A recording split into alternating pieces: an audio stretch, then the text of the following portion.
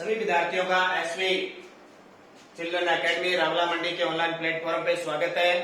कक्षा 12 विषय भूगोल और अध्याय चल रहा है छठा मानव, विश्व में मानव अधिवास और उसका पार्ट नंबर 2 लेके आज हम उपस्थित हुए हैं। कल हमने बात की थी मानव अधिवास की परिभाषा, मानव अधिवास कैसे होता है।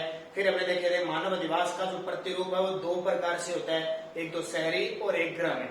ठीक है, तो हम आगे पढ़ेंगे। ग्रामीण 2 प्रकार का है, तो ग्रामीण अधिवास क्या होता है। सीधी सी बात है कि गांव में लोग रहते हैं वो गांव का अधिवास होता है। ग्रामीण क्षेत्र में गांव में जो लोग रहते हैं अलग अलग ढंग से, अलग अलग तरीका होता है उनका रहने का, अलग अलग संस्कृति होती है, अलग अलग रसाव होता है। कोई झोंपड़ियों में रहता है, कोई कच्चे मकानों में रहता है, कोई पक्के मकानों में रहता है, कोई तालाब के किनारे रहता है, तो वो होता है ग्रामीण अधिवास। अब देखिए ग्रामीण अधिवास की कुछ बातें। अब ग्रामीण अधिवास के प्रकार देखिए। ठीक है, तो ग्रामीण अधिवास आपने एक चीज देखा होगा, आपके गांव में अलग अलग धर्म के लोग अलग अलग क्षेत्रों में रह रहे हैं। एक पूरी जाति है वो इस क्षेत्र में रह रही है, एक पूरी जाति है इस क्षेत्र में रह रही है, कोई यहाँ रह रहा है, कोई यहाँ रह रहा है, बीच में कहीं चुराया है, वहां लोग इकट्ठे होते हैं, इस तरह के घर होते हैं। यहाँ गली आ गई, यहाँ गली आ गई, यहाँ गली आ गई, ऐसे गली आ गई, कुछ लोग यहाँ रह रहे हैं, कुछ लोग यहाँ रह रहे हैं, ऐसे घर होता है ना, तो माना। अब देखो ग्रामीण अधिवास को 4 भागों में बांटा जाता है। 4 दृष्टिगोचर होते हैं, 4 प्रकार के। देखो नंबर 1 सघन कहें या गुच्छित अधिवास, सघन या गुच्छित अधिवास। दूसरा परकीरण या एकांकीय अधिवास। तीसरा मिश्रित अधिवास।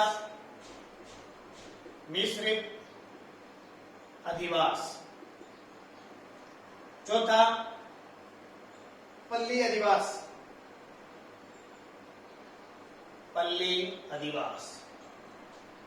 अब मैं थोड़ा सा विवरण आपको बता देता हूं इन अधिवासों के बारे में। 4 प्रकार के हैं। तो देखो मान लो ये है हमारा गांव, ये गांव है। पहला है सघन या गुच्छित। गुच्छित का मतलब होता है गुच्छा, समूह में रहना। गांव का विवरण होता है, मान लो ये मेन गली है, यहाँ पे ऐसी गली आ रही है, ऐसी गली आ रही है, ऐसी गली आ रही है। बहुत सारा सिस्टम गांव का ये होता है कि कई गांव के अंदर क्या एक जगह रहते हैं समूह में। जैसे यहाँ घर है, ऐसे खूब सारे घर है, यहाँ पे खूब सारे, यानी सघन घर है, ऐसे एक ऐसा क्षेत्र है जहाँ पे दूर दूर घर है। ठीक है, यहाँ भी खूब सारे घर है, खूब सारे। यहाँ देखो फिर दूर दूर घर है, यहाँ खूब सारे घर है। वो कौन सा हो गया, सघन या गुच्छित हो गया। इसका मतलब क्या हुआ, हो सकता है यहाँ पे जल की व्यवस्था अच्छी हो, यहाँ पे कोई तालाब वगैरह हो या मंदिर वगैरह हो या ऐसा कोई स्थान हो जहाँ पे सारे, तो लोग यहाँ के रहने लगे, वो सघन हो गए। ठीक है, दूसरा परकीरण या एकांकी, दूर दूर जो घर रहते, दूर दूर। मान लो ये गली है, इस गली में एक घर तो यहाँ पे है, एक यहाँ पे है, एक दूसरी गली में यहाँ पे, दूर दूर घर, वो क्या हो गया, एकांकी हो गया। तीसरा है मिश्रित, वो गांव जहां पे लोग न तो ज्यादा सघन है और न एकांकी है। यानी जैसे मान लो सघन तो ये हो गया, ये, और एकांकी ये हो गया, ऐसे। मिश्रित क्या होता है, मिश्रित का मतलब होता है मिक्स। ठीक है, जैसे ये हो गया, ऐसे घर है। ठीक है, न तो ज्यादा सघन है, न ही क्या है एकांकी है, तो हो गया मिश्रित अधिवास। और पल्ली अधिवास क्या होता है, पल्ली अधिवास होता है, आपने डाणियों में देखे ना, लोग डाणियों में रहते हैं दूर दूर। अब पल्ली ये मत समझ लेना, पल्ली जो खेत में पल्ली काम में ली जाती है वो पल्ली नहीं है, ध्यान रखना। जो ये गांव है, गांव के दूर दूर या जैसे खेतों में डाणियां वगैरह में रहते हैं, उस प्रकार। तो ये 4 प्रकार के, ध्यान रखना। थोड़ा थोड़ा इनका विवरण देख लेते हैं, आप इनको पढ़ लेना, वैसे मैंने उदाहरण से आपको बता दूंगा। सघन या गुच्छित अधिवास देखो, तो परिभाषा इसमें देख लेना सारी है। इसकी विशेषता देखो क्या है, इसकी विशेषता क्या क्या हो जाएगी। सघन या गुच्छित अधिवास की विशेषता क्या क्या हो जाएगी, तो अधिवास प्राय खेतों के मध्य किसी ऊंचे या सुरक्षित स्थान पे होगी। सघन यानी लोग जहाँ रहना पसंद करेंगे। मान लो कोई नदी जा रही है या कहीं बाढ़ है या ज्यादा बारिश की संभावना है, तो लोग क्या नीचे स्थान पे रहेंगे? नहीं रहेंगे। तो लोग ऐसे स्थान पे रहेंगे जहां क्या होगा, सुरक्षित जगह होगी, सुरक्षित जगह पर ऊंचे स्थान पर रहना पसंद करेंगे हमेशा। ठीक है, एक विशेषता ये होगी। दूसरी विशेषता, सभी जो आवास है वो पास पास बने होंगे, पास पास।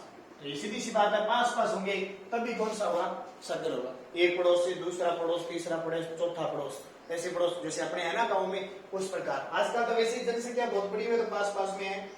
दूसरा, इस तरह रहते हैं कि सकेंद्रित रहते हैं। सकेंद्रित का मतलब है एक ही केंद्र बिंदु होता है, कोई भी किसी बाहरी आक्रमण से सारे मिलकर रक्षा करते हैं। इससे ये फायदा होता है, मान लो कोई चोर आ गया तो पूरा मोहल्ला इकट्ठा हो जाता है ना, या किसी में झगड़ा हो गया पूरा मोहल्ला इकट्ठा हो जाता है, उनको बीच बचाव आने के लिए तो सकेंद्रित हो जाती है सारे। ठीक है, एक ही केंद्र काम करता है। फिर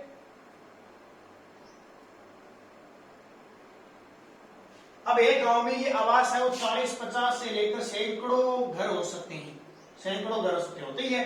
एक गांव में 100, कहीं 200, कहीं 50, कहीं 60, अलग अलग छोटे गांव होते हैं, बड़े गांव होते हैं। तो गांव में 40-50 या सैकड़ों घर हो सकते हैं। अगली विशेषता है इसकी, और कई जगह ऐसा होता है खूब संसाधन उपलब्ध हो जाते हैं, खूब संसाधन उपलब्ध हो जाते हैं, तो 1000 से ऊपर घर भी हो जाते हैं। कई गांव में तो 1000 के ऊपर घर होते हैं। ध्यान रखना, ये विशेषता होगी। अगली विशेषता, इसका वितरण। अब सघन या कुंचित क्षेत्र का जो ग्रामीण आदिवासी है उनका वितरण कहां पे है, तो सीधी सी बात है जहां उपजाऊ भूमि होगी, जहां उपजाऊ मैदान होंगे। कहने का मतलब गंगा, यमुना, ब्रह्मपुत्र का जो मैदान है वहां पे लोग रहेंगे। नदियों का जो उपजाऊ मैदान है वहां लोग रहेंगे। मालवा का पठार है, मालवा का पठार ध्यान रखना, हमारे राजस्थान के झालावाड़, कोटा बूंदी झालावाड़ में और मध्य प्रदेश में मालवा का पठार, तो वहां खूब सारी नदियां निकलती है, तो वहां भी क्या है, सघन जनसंख्या पाई जाती है। इसके अलावा सारे के सारे विंध्यन पठार हो गया, नर्मदा नदी होगी, इनके आसपास क्षेत्रों में और हमारे राजस्थान के मैदानी में, राजस्थान, आप श्री गंगानगर में रहते हो, आपको पता है 2011 की जनगणना के अनुसार श्री गंगानगर में जनसंख्या कितनी है, तो लगभग 20 लाख लोग रहते हैं, 20। उसी के मुकाबले जयपुर के अंदर, उसी के मुकाबले जयपुर में 66 लाख लोग रहते हैं। 2011 की जनगणना कह रहा हूं, श्री गंगानगर में 20 लाख लोग, जयपुर में 66 लाख। अंतर है कि नहीं? क्यों अंतर है? क्योंकि जयपुर हमारी राजधानी है, जयपुर बड़ा शहर है, जयपुर में औद्योगिक सिस्टम है, बड़े बड़े विश्वविद्यालय हैं और वहाँ खूब सारी वर्षा होती है, खूब सारे, ठीक है, तो अलग अलग संसाधन उपलब्ध है, तो वहाँ जनसंख्या ज्यादा है। हमारे श्री गंगानगर में संसाधन है लेकिन इतने ज्यादा नहीं जितने जयपुर में, ठीक है, कृषि भूमि हमारे क्षेत्र में, तो उसका भी फर्क हो जाता है।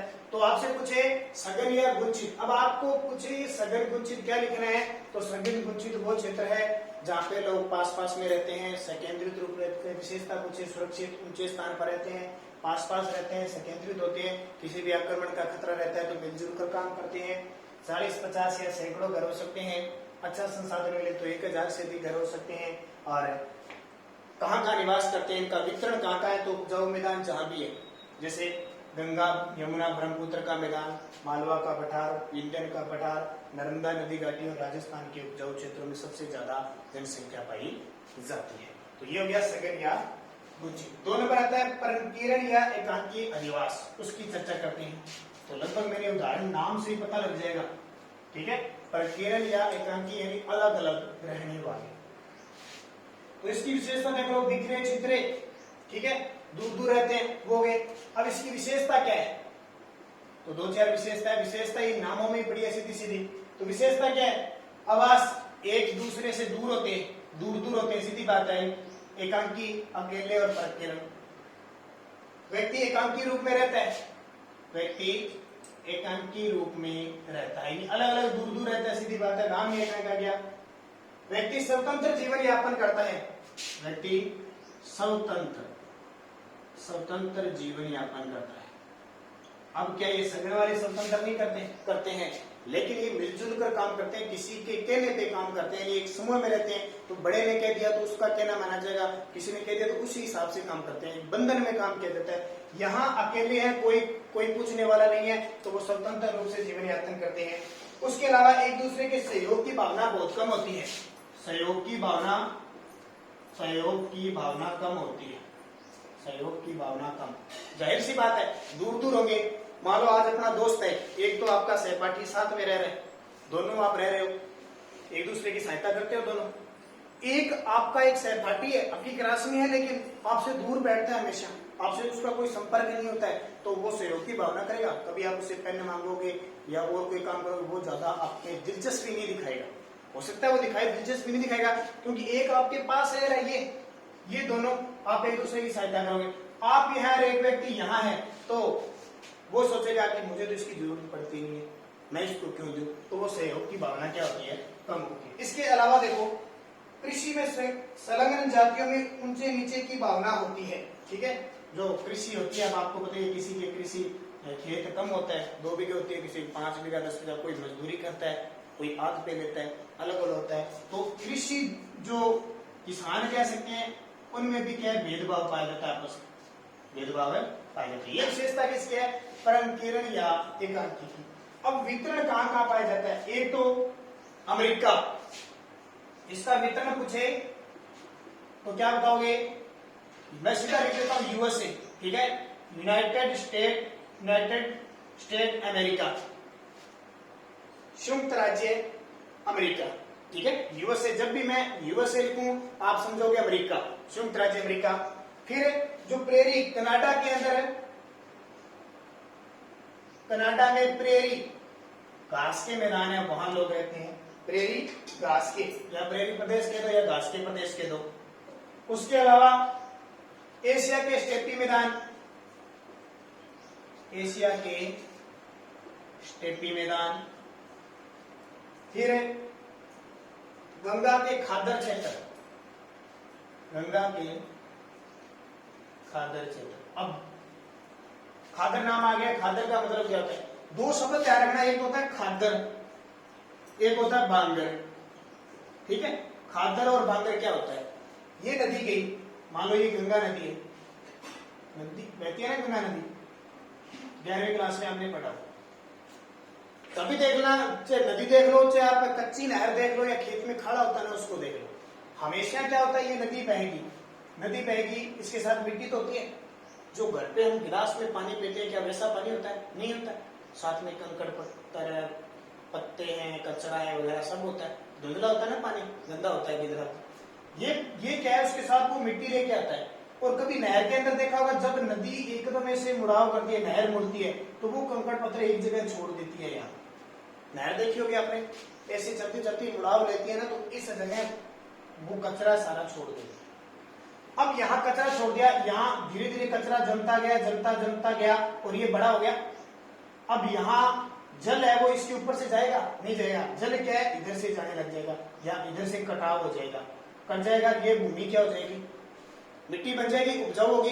अब उपजाऊ क्यों है, क्योंकि इसमें कंकड़ पत्थर, पत्ते वगैरह सब हो जाते हैं, मिक्स खाद सी बन जाती है, हुमस की मात्रा बढ़ जाती है, इसलिए ये क्या है कि उपजाऊ हो जाती है।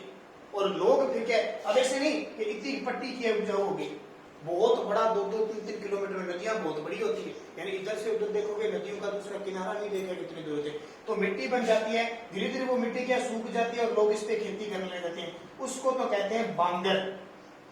ठीक है, बांगर कहते हैं। जब ये पहली बार मिट्टी जमती है ना, नई मिट्टी, उसको कहते हैं खादर, पहली बार। फिर ये मिट्टी देखो जम जम के और नदी तो इधर से चली जाती है, और ये रास्ता इतना बड़ा उपजाऊ क्षेत्र बन जाता है। लोग यहाँ पे चावल की, गन्ने की और ये खेती करते हैं, उसको कहते हैं बांगर। खादर, नवीन मिट्टी को खादर कहते हैं, जब पुरानी मिट्टी हो जाती है उसको बांगर कहते हैं। 2 शब्द याद रखना, गंगा के खादर क्षेत्र। मैंने इसलिए कहा खादर क्षेत्र का मतलब नई मिट्टी है, नई मिट्टी में लोग धीरे धीरे आके प्रवास करेंगे। जब ये खादर जो नई मिट्टी और पुरानी बांगर हो जाएगी, तो खूब सारे लोग रहने लग जाएंगे। अब देखो, सबसे ज्यादा गंगा का खादर क्षेत्र है और बांगर क्षेत्र उत्तर प्रदेश में है, तो हमारे देश में सबसे ज्यादा जनसंख्या कहाँ पे है, उत्तर प्रदेश के अंदर है। समझ में आगे, गंगा के खादर क्षेत्र। उसके अलावा हिमालय पर्वतीय क्षेत्र, हिमालय पर्वतीय क्षेत्र, हिमालय पर्वतीय क्षेत्र, तराई व भाबर क्षेत्र। अब समझ फिर आगे, हिमालय पर्वतीय क्षेत्र के तराई व बाबर क्षेत्र। अब ये क्या होता है, ये भी आपको थोड़ा सा मैं बता देता हूँ। तराई व बाबर क्षेत्र क्या होता है, देखो ये है हिमालय, मैंने आपको हिमालय मैंने 11वीं में बता दिया, मैंने ज्योग्राफी में वहां पढ़ा रहा हूँ। यहां से कोई नदी निकली, अब इतना नहीं, बहुत बड़ा हिमालय, मैं मान लेता हूं गंगा। गंगा नदी निकलती है उत्तराखंड के यानी हिमालय के गंगोत्री से निकलती है। कहां से, गंगोत्री से निकल गई। गंगोत्री से निकलने के बाद जब ये पहाड़ों में बहती है तो दिखाई नहीं देती गंगा है कहां पे, यानी इतने बड़े बड़े पहाड़ होते हैं, दिखाई नहीं देती ऐसी गंगा है कहां, यानी पूरा फैलाव होता है। ये जो क्षेत्र कहलाता है ये भाबर कहलाता है। ये क्षेत्र कौन सा कहलाता है, भाबर। जहां से नदी का उद्गम होता है वो पहाड़ों के अंदर बहती है, वो क्षेत्र कहलाता है भाबर। जब नदी फिर क्या है, अब यहाँ पत्थर हो गए, और खास से देखना नदियों में जो पत्थर होते हैं वो लुढ़कते रहते हैं, लुढ़कते रहते हैं और घिसते रहते हैं और बाद में छोटे छोटे टुकड़ों में बट जाते हैं। ठीक है, जब ये यहाँ इन पत्थरों से बाहर आएगी इस क्षेत्र में, अभी तक मैदान नहीं है, बाहर आएगी इन क्षेत्रों में तो छोटे छोटे पत्थर होंगे यहाँ पे, छोटे छोटे। ये जो पत्थर थे वो घिस घिस के कण बन गए यहाँ पे, और ये भूमि क्या बन गई, दलदली बन गई। क्या बन गई, दलदली बन गई। और इस दलदली क्षेत्र को कहते हैं तराई। अपने कहते हैं ना इंटे तराई कर लो, तराई का मतलब तर जमीन होती है, वो ये तराई जमीन होती है। यहाँ पेड़ पौधे होते हैं, खूब सारा वन होता है, बड़े बड़े वृक्ष हो जाते हैं, उनमें जंगल बन जाता है। ठीक है, फिर ये नदी यहाँ से मैदानों में आती है। मैदानों में जैसे हरिद्वार आ गए, देहरादून आ गए, गंगा आती है ना। फिर ये जो गंगा है आपके उत्तराखंड, उत्तर प्रदेश, बिहार और झारखंड में बहती हुई अब बांग्लादेश में चली जाती है और बंगाल की खाड़ी में चली जाती है। तो मैंने दो शब्द बताए, तराई और बाबर क्षेत्र। अब यहाँ लोग रहेंगे, इतने ज्यादा रहेंगे क्या, पूरी सघन तो नहीं रहेंगे। तराई क्षेत्र में कोई जनजाति वगैरह रहेगी, दूर दूर लोग रहेंगे। तो ये होता है हिमालय पर्वतीय क्षेत्र का तराई व बाबर क्षेत्र। थोड़ा टाइम ज्यादा लग गया वीडियो में, लेकिन आपको ये चीजें पता होनी चाहिए, खादर, तराई और बाबर। जब तक ये चीजें पता नहीं होगी आप भूल जाओगे शब्द क्या होता है। फिर देखिए और स्थान दे रखिए, मैं बता देता हूँ। मध्य दक्षिणी अमेरिका में, मध्य दक्षिणी अमेरिका के अर्जेंटीना के पंपास के मैदान, पंपास के दो या पंपास के दो, एक ही बात है, ध्यान रखना। पंपास के मैदान, वहां भी ऑस्ट्रेलिया के डाउन्स, ये मैंने जो शब्द दिए ना, पंपास, डाउन्स, स्टेपी, प्रेरी, ये सारे घास के मैदान है। विश्व में घास के मैदान है। घास का मैदान का मतलब यहाँ लोग पशु चराने के लिए रहते हैं, पशु चराने के लिए रहते हैं, और ज्यादा भी रहते हैं, बहुत कम रहते हैं, न के बराबर दूर दूर रहते हैं। तो एक आंखी के अंदर है। ठीक है, डाउन्स, आपसे पूछे डाउन्स घास के मैदान कहाँ पे है, ऑस्ट्रेलिया के अंदर। उसके अलावा दक्षिणी अफ्रीका में वेल्स, दक्षिणी अफ्रीका जो टीम है ना क्रिकेट की, दक्षिणी अफ्रीका में वेल्स, ठीक है, ये भी घास के मैदान है, यहाँ पे जनसंख्या रहती है। और राजस्थान की बात करें तो राजस्थान के उदयपुर, राजसमंद, राजस्थान के उदयपुर, राजसमंद, डूंगरपुर, प्रतापगढ़ और बांसवाड़ा में। कितना इनका वितरण, काफी लंबा चौड़ा वितरण है। तो मैंने आपको पहले कहा था कि विश्व का नक्शा जरूर लेके आना, जब भी कोई चीजें आएगी तो आपके दिमाग में आनी चाहिए, क्योंकि अगर आपके दिमाग में नहीं है तो आपको समझ में नहीं आएगी। तो देखो दोबारा बता देता हूँ, क्योंकि दो ही टॉपिक होंगे। परकीर्ण या एकांकी, जो छितरे हुए दूर दूर रहते हैं, इनकी खासियत है, विशेषता दूर दूर रहते हैं। व्यक्ति एकांकी में रहना पसंद करता है, व्यक्ति स्वतंत्र जीवन यापन करता है, सहयोग की भावना बहुत कम होती है, और कृषि क्षेत्र में किसान है, कृषि जोतों में और लोगों में भेदभाव पाया जाता है। अब देखो वितरण कहां पाया जाता है, यूएसए, अमेरिका के अंदर। ध्यान रखना, अमेरिका विश्व का चौथा बड़ा देश है क्षेत्रफल में, और जनसंख्या सिर्फ 30 करोड़ है। जनसंख्या 30 करोड़ जितनी अपने उत्तर प्रदेश में जनसंख्या है उतनी अमेरिका में है। तो क्षेत्रफल ज्यादा है तो एकांकी दूर दूर है। कनाडा के प्रेरी में प्रदेश, एशिया के स्टेपी मैदान, गंगा के खातर क्षेत्र, हिमालय पर्वतीय क्षेत्र के तराई और बाबर क्षेत्र, मध्य दक्षिण अमेरिका का अर्जेंटीना देश है, वहां पंपास या पंपाज, ऑस्ट्रेलिया के डाउन्स, दक्षिणी अफ्रीका के वेल्स और हमारे राजस्थान की बात करें उदयपुर, राजसमंद, डूंगरपुर, प्रतापगढ़ 500। आपसे क्वेश्चन आ जाए छोटा कि विश्व के घास के मैदानों में किस प्रकार के अधिवास पाए जाते हैं, तो आप क्या कहोगे, परकीरण या एकांकी अधिवास पाए जाते हैं। अब ये मिश्रित और पल्ली अधिवास विशेषता क्या है, कहां कहां पाए जाते हैं, हम अगले वीडियो में ध्यान करेंगे, क्योंकि काफी लंबा वीडियो हो गया और आज मैंने ये चीजें बताने में आपको टाइम दे दिया, क्योंकि चीजें आपको जब तक क्लियर नहीं होगी कोई चीजें आप आगे नहीं बढ़ोगे, क्योंकि पाठ आपको 5 गुरु आती है, अगर क्लियर होते हैं तो तेज होता है एक बार। तो हर चीज आपको पता होनी चाहिए, जो मैंने चीज बताई है एक्स्ट्रा उसको आप जरूर लिखना ताकि भविष्य में आपके काम आ सके।